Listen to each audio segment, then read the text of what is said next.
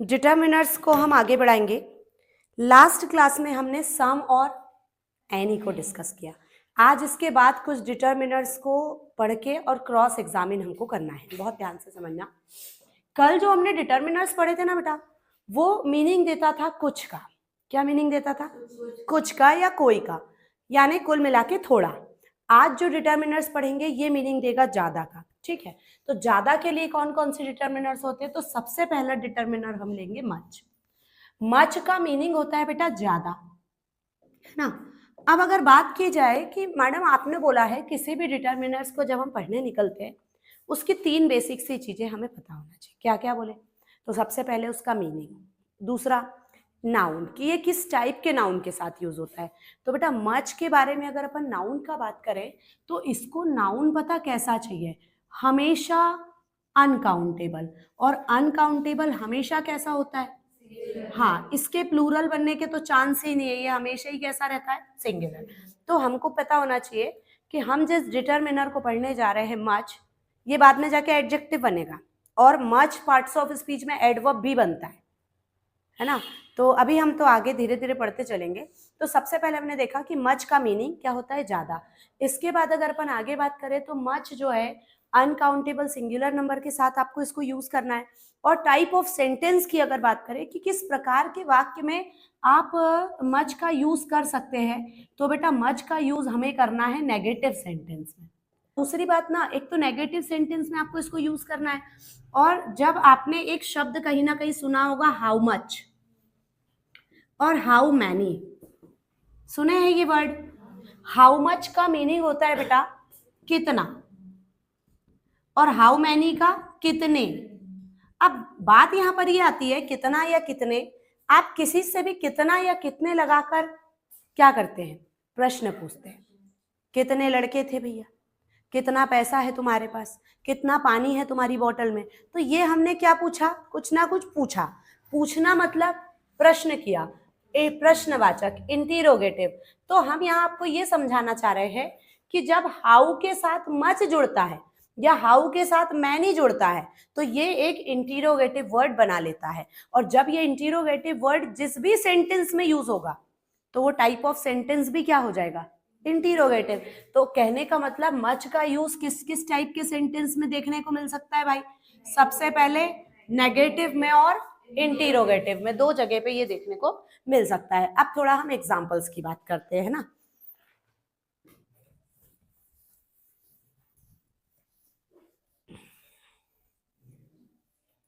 जैसे हमको एग्जाम्पल देखने को मिले,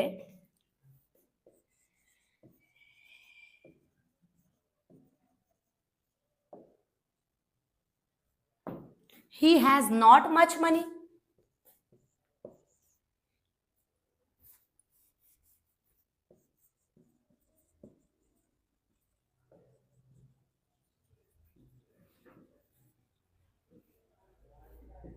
चलिए एग्जाम्पल्स को देखिए बेटा।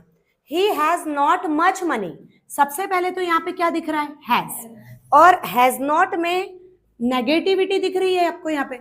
और मनी कैसा नाउन है पहले तो ये भी चेक करिए। मनी जो है वो अनकाउंटेबल नाउन है, और अनकाउंटेबल नाउन के साथ देखो किसका यूज किया जा रहा है? मच का, करेक्ट है।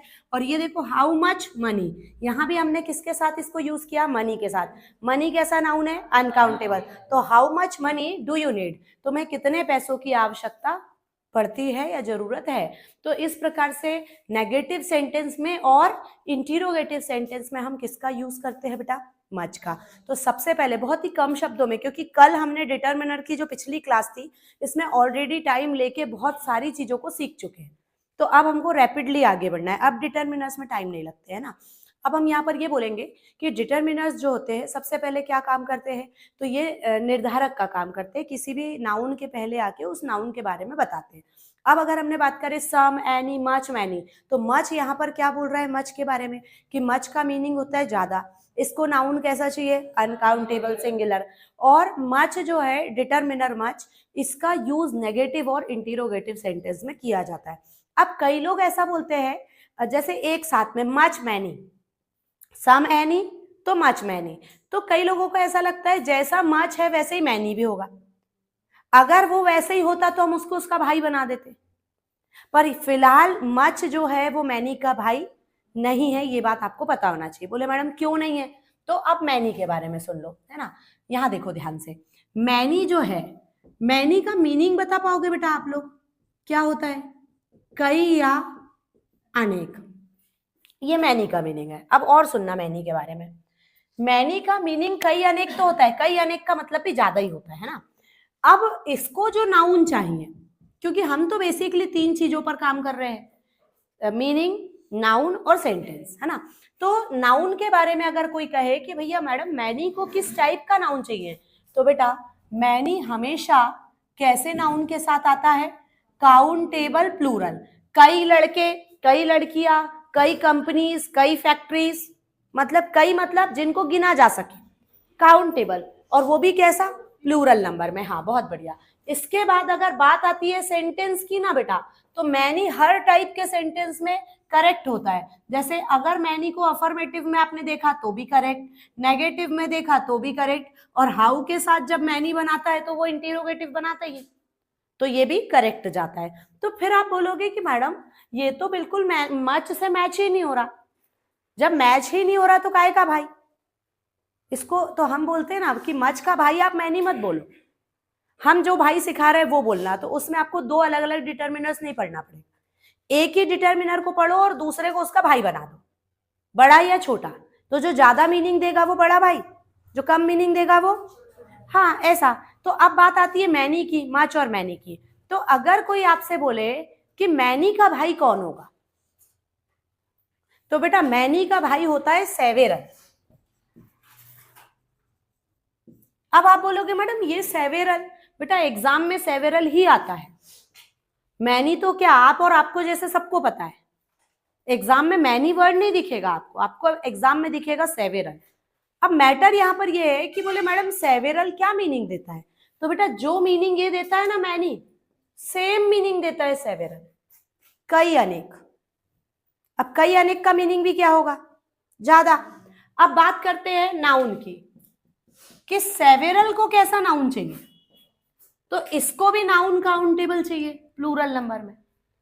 अच्छा सेवेरल किस टाइप के सेंटेंस में आता है, तो बोले ये भी तीनों प्रकार के सेंटेंस में आता है। जब भाई साहब सारी चीजें सेम है, तो फिर बोले मैडम भाई तो हो गया, पर कौन सा भाई? छोटा भाई, बड़ा भाई की जुड़वा भाई? क्योंकि सब कुछ सेम है, फीचर्स एकदम सेम है। बोले एक को काटो तो दूसरे को दर्द होता है ना। ये सिर्फ मूवीज में होता है बेटा। फालतू बात समझ में आई मेरे को, मैंने मतलब सामने से ही देख रही हूँ।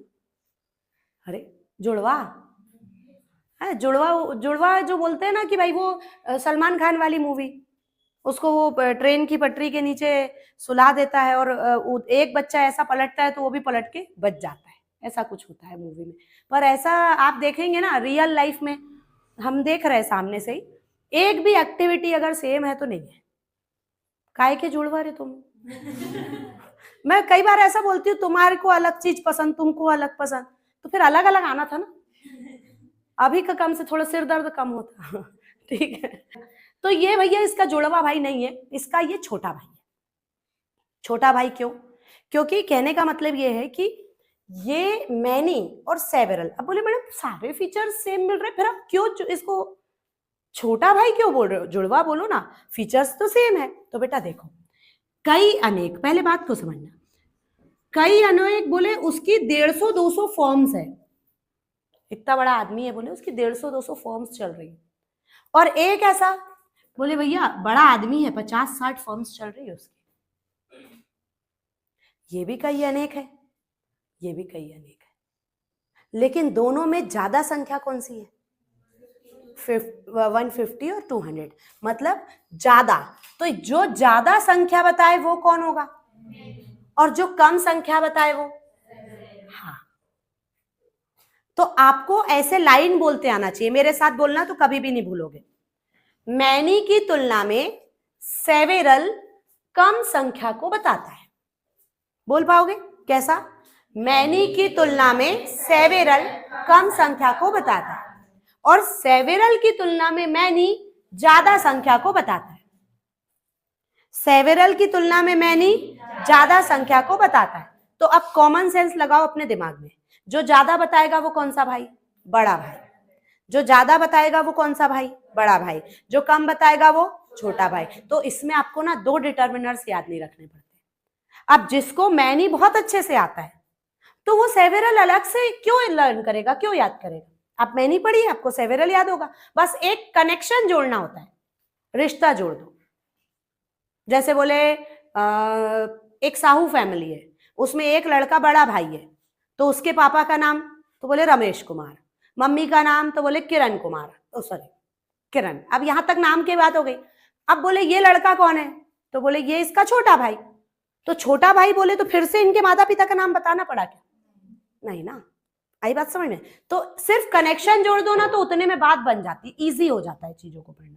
तो यहां पर हमने किससे कनेक्शन जोड़ा? मैनी का सेवेरल। सीधे कम शब्दों में अगर लर्न करना है तो बोल दो मैनी बड़ा भाई, सेवेरल छोटा भाई।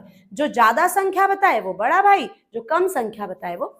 और भाई पहले समझना है, संख्या बार बार बोल रहे हो तो संख्या मतलब जिसे गिना जा सके, और गिनकर आप कोई भी एक नहीं बता रहे हो जो सिंगुलर होगा, तो काउंटेबल प्लूरल। क्लियर?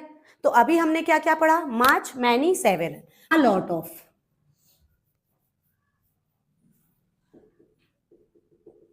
सबसे पहले किसी भी डिटर्मिनर्स को जब हम पढ़ने निकलते हैं तो सबसे पहले उसका मीनिंग हमें पता होना चाहिए। अ लॉट ऑफ का मीनिंग अत्यधिक या बहुत अधिक। अत्यधिक या बहुत अधिक, ये किसका मीनिंग है? अ लॉट ऑफ का। इसके बाद बोले मैडम इसको नाउन कैसा चाहिए? तो बेटा बहुत ध्यान से सुनना, इसको नाउन दोनों प्रकार का चाहिए, काउंटेबल भी चाहिए और अनकाउंटेबल भी चाहिए। अभी पिछले सेंटेंस में अनकाउंटेबल ही था मनी। अब आगे की बात, अनकाउंटेबल हमेशा कैसा होता है भाई? है ना, इसमें तो कोई ऑप्शन ही नहीं है।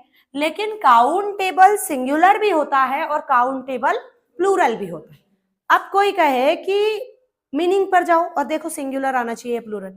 अत्यधिक बहुत अधिक का मतलब एक होता है क्या? नहीं। तो जब एक नहीं होता तो मतलब सिंगुलर नहीं आएगा, कैसा आएगा? प्लूरल। तो ये काउंटेबल इसको कैसा चाहिए? हाँ। अब ये दो चीजों की नीड के बाद हमें पता होना चाहिए इसके साथ यूज होने वाला सेंटेंस। तो बेटा जब ये आ लॉट ऑफ आता है ना, तो इसको जो सेंटेंस चाहिए वो ऑलवेज अफर्मेटिव चाहिए। इसमें कोई मतलब ये नहीं होगा कि इसके अलावा कोई और नेगेटिव इंटरोगेटिव आ जाए। तो अब मैंने आपको पिछली क्लास में सम पढ़ाया था, याद है? सम का मीनिंग बोलो, कुछ या कोई। सम को चाहिए नाउन, काउंटेबल प्लूरल और अनकाउंटेबल सिंगुलर। सम किस टाइप के सेंटेंस में यूज होता है? अफर्मेटिव। तो इसके फीचर्स किससे मिल रहे हैं? पर मीनिंग तो हर डिटर्मिनर का अलग होता है बेटा, किसी भी डिटर्मिनर का मीनिंग सेम नहीं होता, सिर्फ सेवेरल और मैनी को छोड़ के। मैनी सेवेरल एक सा मीनिंग देते हैं, पर अगर बाकी दूसरे डिटर्मिनर्स की बात करें तो सब अलग अलग मीनिंग देते हैं। तो यहां पर ये सम का, इसको बड़ा भाई बना सकते हो आप, क्योंकि सम का मीनिंग कुछ, कुछ मतलब कम, अत्यधिक बहुत अधिक मतलब ज्यादा। तो सम का बड़ा भाई a lot of, a lot of का छोटा भाई सम। तो आपको ये एक डिटर्मिनर अलग से रेडी करने से आप बच जाओगे, क्योंकि हमने सम को बहुत अच्छे से पढ़ा है।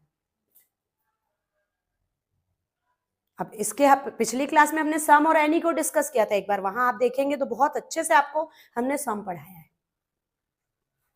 मतलब इतनी बारीकी से कि अगर कोई 6वीं 7वीं का बच्चा भी पढ़ेगा तो उसको भी समझ में आएगा, आप भी पढ़ोगे तो आपको भी समझ में आएगा, क्योंकि हर एग्जाम में आना है बेटा, डिटर्मिनर्स आते हैं। और स्कूल लेवल पे आपको सिर्फ ना हल्की हल्की चीजें ऊपर ही, अभी अगर मैं आपसे ढंग से पूछूं ना कि आ लॉट ऑफ स्कूल में कितनों को पढ़ाया, तो सिर्फ ये पता है कि उसका मीनिंग होता है बहुत अधिक, कौन से सेंटेंस में यूज होता है हमें ये तक नहीं मालूम होता है। फिर ऐसे बैठो जब पता चलता है कि अच्छा इसको तो अफर्मेटिव चाहिए, हम तो कहीं भी लिख देते थे आ लॉट ऑफ, लिखना ही तो है बोले, तो ऐसा नहीं होता है ना बेटा। हर डिटर्मिनर की अपनी नीड्स है, उसके अकॉर्डिंग चलना पड़ता है, ठीक है। और क्वेश्चन बनते हैं यहाँ पे, ठीक। तो अब हमको सम का बड़ा भाई कौन? आ लॉट ऑफ। सेवेरल का बड़ा भाई मैनी। तो अब एक डिटर्मिनर करो और दो को रेडी कर लो, वैसे ही याद हो जाते हैं। क्लियर इतनी बात? ठीक है। तो अब देखिए बेटा आ लॉट ऑफ के, I have a lot of books, I have a lot of money. तो आप यहां पर देखिए ये जो बुक्स है ये कैसा नाउन है? काउंटेबल प्लूरल, और ये noun money uncountable singular, type of sentence affirmative, और determiner a lot of. Meaning क्या होगा? अत्यधिक, बहुत अधिक। मेरे पास बहुत अधिक किताबें हैं, मेरे पास बहुत अधिक पैसा है। क्लियर? तो एग्जांपल्स देखो बेटा जरा, मैनी और सेवरल के examples. Blank students were absent from the class, और नीचे लिखा है blank students were absent from the school. तो स्कूल में स्टूडेंट्स की संख्या और क्लास में स्टूडेंट्स की संख्या कम, तो ज्यादा और कम का अंदाज समझ में आया, एवरेज समझ में आया। तो जहां पर हमें कम संख्या बताना हो वहां हम क्या यूज करेंगे? सेवेरल। तो सेवरल नहीं, सेवेरल, प्रोनाउंसिएशन इज सेवेरल। तो यहां पर हमने क्या बोला? क्लास, तो क्लास के लिए हम क्या बोलेंगे? सेवेरल स्टूडेंट्स, और एग्जाम में सेवेरल ही आना है, ठीक है। यहां क्या बोलेंगे?